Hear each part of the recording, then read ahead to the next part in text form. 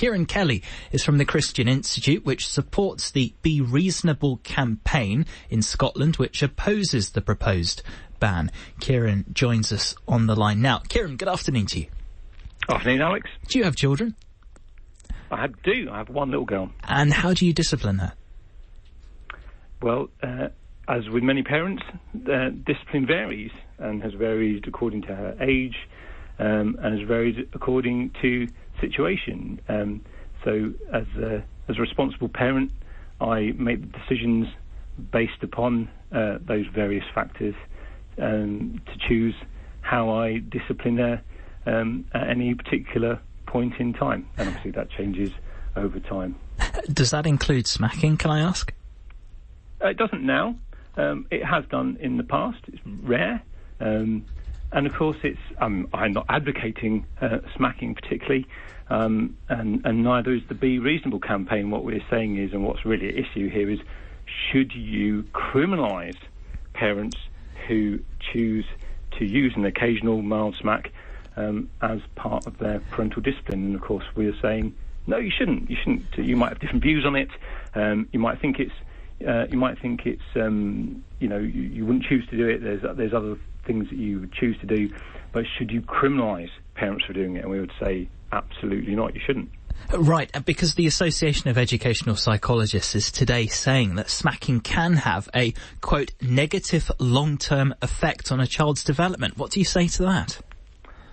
Well, that's one half of the story, and unfortunately, I've seen this time and time again, is that people who advocate the route of criminalising parents conflate loving parental discipline, a mild smack, with child abuse, domestic violence and assault. Now, there can be no doubt that growing up in a violent home, I think there's little doubt anyway, that growing up in a violent home where beatings are handed out and children are hit is not only going to have, you would put it much more strongly than having negative outcomes. That is very bad, and children are going to be harmed by that.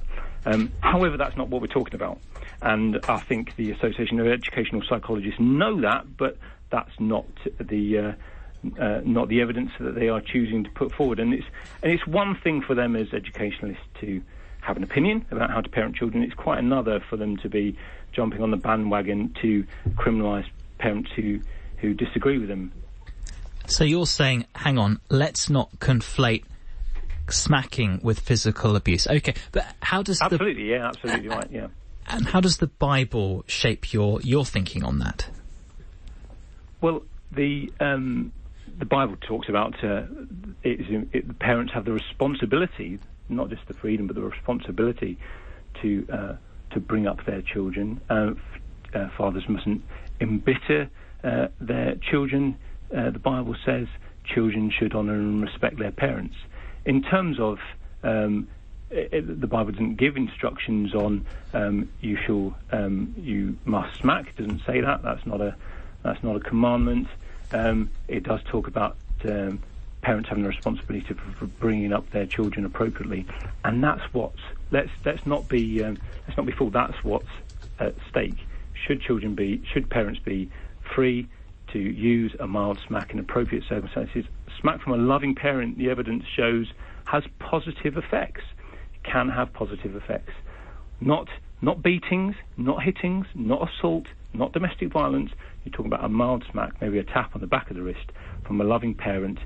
That has positive. That is a positive disciplinary approach in the family home, and I find it really sad and pretty appalling, really, when people sort of say this argument of, well, you wouldn't go up to somebody in the street and hit them, and why should you be able to do that to children? Well, aside from the fact you're not talking about hitting somebody, it just destroys the intimacy of the relationship between parent and child, and the educationalists, unfortunately, are trying to sort of have this tick box approach to parenting.